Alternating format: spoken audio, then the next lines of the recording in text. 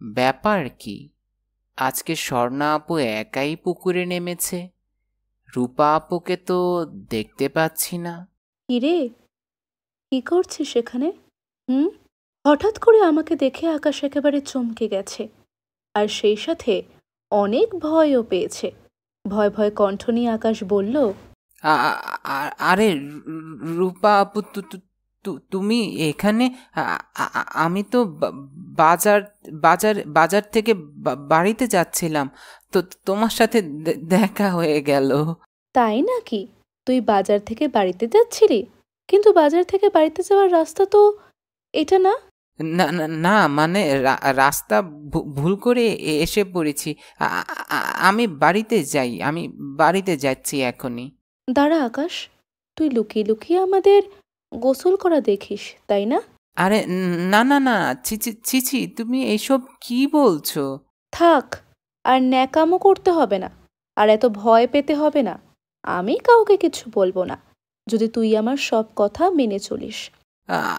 আমি এখন বাড়িতেই যাই। বাড়িতে কেন যাবি? তুই তো আমার গোসল করা দেখতেই এসেছিলি। না না, আমি আমি কিছুই দেখতে চাই না, আমি আমি বাড়িতে যাব। একদম চুপ করে এখানে দাঁড়িয়ে থাক। আমি এখন পুকুরে নেমে গোসল করব, তারপর আমার সাথে গোসল করা শেষ হলে আমার সাথে বাড়ি যাবি। আকাশ কিন্তু আমার দিকে একবারও তাকাচ্ছে না, ও লজ্জায় মাথা নিচু করে আছে। আমি পুকুরে নেমে আমার বান্ধবী স্বর্ণার সাথে পানি দিয়ে খেলা করছি আর গোসল করছি। জানি না আজকে আকাশ আমাকে দেখছে কিনা। পুকুরে নামার আগে দেখেছিলাম ও ভয়ে আর লজ্জায় লাল হয়ে মাথা নিচু করে দাঁড়িয়ে আছে। আজকে খুব মজা লাগছে গোসল করতে, অনেক খুশি লাগছে। আমাকে এত খুশি দেখে আমার বান্ধবী স্বর্ণা বলল, কি রে রূপা, কি হয়েছে আজকে তোর? তোকে তো অনেক খুশি খুশি লাগছে। আরে তেমন কিছুই না, এমনি আজকে অনেক মজা লাগছে গোসল করতে। অনেকক্ষণ গোসল করা শেষে স্বর্ণাকে বিদায় দিয়ে আকাশের কাছে চলে এলাম। আকাশ এখনো মাথা নিচু করে দাঁড়িয়ে আছে। ওকে বললাম, বুঝলাম না, মাথা নিচু করে দাঁড়িয়ে থাকার কি আছে? এখন বাড়িতে চল, রাতে যখন ডাকবো তখন আমার সাথে জঙ্গলে যাবি। ডাকলেই সাথে সাথে চলে আসবি, মনে থাকবে? আকাশ মাথা নাড়িয়ে সম্মতি জানালো। আজ রাতেই তোর সাথে খেলা হবে রে আকাশ। তারপর বাড়ির দিকে হাঁটতে শুরু করেছি। আকাশও আমার পেছনে পেছনে আসছে। সারাদিন আমি আর আকাশ বাড়িতে একাই থাকি। আমাদের দুজনের মা মাটির পাত্র তৈরির কারখানায় কাজ করে। রাতে আমার মা যখন কাজ করে বাড়িতে আসে তখন ক্লান্ত শরীর নিয়ে রান্নাবান্নার কাজ করে। তারপর রাতের খাওয়া দাওয়া শেষে মা যখন বিছানায় যায় তখন একেবারে মরা মানুষের মতো ঘুমোয়, ডাকলেও সহজে ঘুম থেকে ওঠে না। আকাশের মা মানে মেঘলা আন্টিরও একই অবস্থা, বিছানায় গেলে আর হুঁশ থাকে না। এখন রাত প্রায় 1টা বাজে। আকাশের জন্য অপেক্ষা করছি। কয়েক মিনিট পরে আকাশ আমার সামনে এসে বলল, রূপা আপু, আমার ভুল হয়ে গেছে, আমি আর কখনো এসব কাজ করব না। আরে বোকা ছেলে, তুই এত ভয় পাচ্ছিস কেন? এখন চল আমার সাথে, জঙ্গলে যাই। বুঝলাম না, এত রাতে জঙ্গলে গিয়ে কি করব? কাল রাতেও তো গিয়েছিলাম, অযথাই নিয়ে গিয়েছিলে। তুই আসলেই বোকা রে, কিছুই বুঝিস না। তোর মতো এত সহজ সরল ছেলে যে কিভাবে পুকুর পাড়ে গিয়ে লুকিয়ে লুকিয়ে মেয়েদের গোসল করা দেখতে পারে, সেটাই আমার মাথায় ঢুকছে না। বললাম তো এমন ভুল আর কখনো করব না। কেন করবি না? 100 বার করবি, 1000 বার করবি। এখন চল আমার সাথে জঙ্গলে। এত রাতে জঙ্গলে গিয়ে কি করব? আরে তুই আগে চলই না আমার সাথে, তারপর গেলেই বুঝতে পারবি কি করি। হাঁটতে হাঁটতে জঙ্গলের অনেকটা ভেতরে চলে এসেছি। আকাশ আমার পেছনে পেছনে হাঁটছে। আজকেও অনেক চুপচাপ, মনে হচ্ছে ভয় পাচ্ছে। আকাশকে বললাম, এখন আমরা যেখানে আছি সেখানে তুই আর আমি ছাড়া কেউ নেই। এখন আমাদের মধ্যে যা হবে তা কেউই জানতে পারবে না। রূপা আপু, তোমার কথা আমি বুঝতে পারছি না, তবে আমি যা করেছি সেটা অন্যায় করেছি। আমি মাফ চাইছি তোমার কাছে। দয়া করে আমার জীবনটা শেষ করে দিও না। আমি ছাড়া আমার মায়ের এই দুনিয়াতে আর কেউই নেই। তুই কি ভেবেছিস আমি তোকে উপরে পাঠিয়ে দেওয়ার জন্য এখানে নিয়ে এসেছি? তুই আসলেই একটা বোকা।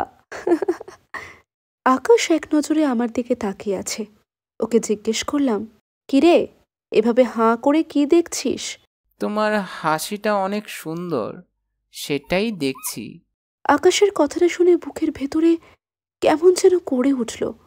ওকে আবার জিজ্ঞেস করলাম, আচ্ছা, তুই তো ভেবেছিলি আমি তোকে উপরে পাঠিয়ে দেওয়ার জন্য জঙ্গলে নিয়ে এসেছি, তাহলে আমার সাথে জঙ্গলে আসলি কেন? এই কষ্টের জীবনে আর বেঁচে থাকতে ইচ্ছা করে না, তাই ভালোবাসার মানুষের হাতে যদি শেষ নিঃশ্বাস ত্যাগ করি তাহলে ভালোই হবে, এটা ভেবেই এসেছিলাম। আমার আদর সোহাগ ভালোবাসা দিয়ে তোর জীবনের সব কষ্ট দুঃখ দূর করে দেব। আমার কাছে আয় লক্ষ্মীটি। এইসব তুমি কি বলছো রূপা আপু? তুমি কি পাগল হয়ে গেছো? একদম চুপ, একটাও কথা বলবি না। যা বলছি সেটাই কর। কাছে আয় লক্ষ্মী সোনা। আকাশকে আমার কাছে টেনে নিলাম। এতটা কাছে টেনে নিয়েছি যে ওর হৃদয়ের স্পন্দন শুনতে পাচ্ছি আমি।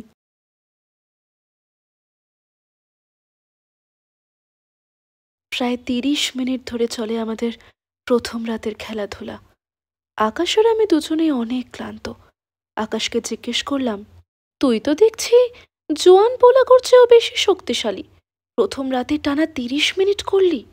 ভালোবাসার মানুষকে কাছে পেলে 1 ঘন্টাও ব্যাপার না। ওরে বাবারে, 13 বছরের ছেলের মধ্যে এত কনফিডেন্স আসলো কিভাবে রে? বয়সে ছোট বলে কি আমাকে দুর্বল ভেবেছিলে নাকি? না রে, তোকে কেন দুর্বল ভাববো? তুই তো আমার আসল হিরো।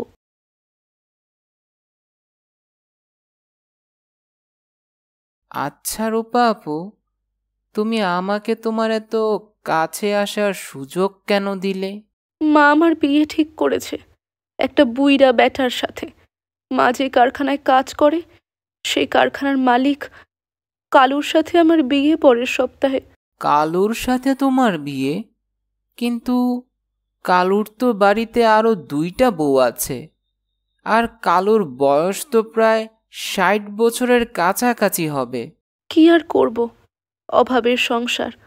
কালু নিজেই মায়ের কাছে আমার বিয়ের প্রস্তাব দিয়েছে, আর মাও রাজি হয়ে গেছে। কালু তো লোক ভালো না, ওর সাথে তোমার বিয়ে হলে তোমার জীবনটাই নষ্ট হয়ে যাবে। কি আর করব, আমার ভাগ্যটাই এমন।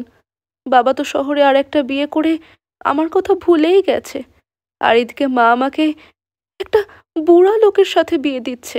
আমাদের ভাগ্যটাই অনেক খারাপ, জানি না কবে এই জাহান্নাম থেকে মুক্তি পাবো। আকাশ, তুই শহরে চলে যা। আমার কাছে কিছু টাকা আছে, সেই টাকা নিয়ে তুই শহরে চলে যা। শহরে চলে যাব? কিন্তু শহরে গিয়ে আমি কি করব? শহরে কাজের অভাব নেই। তুই শহরে গেলে অনেক তাড়াতাড়ি অনেক টাকা রোজগার করতে পারবি। কিন্তু আমি শহরে গেলে তো মা একা হয়ে যাবে, আমার মাকে ছাড়া আমি কোথাও যাব না। তোর মায়ের চিন্তা করিস না, তোর মা তার নিজের ব্যবস্থা করে নিয়েছে। বুঝলাম না, মা নিজের ব্যবস্থা করে নিয়েছে মানে?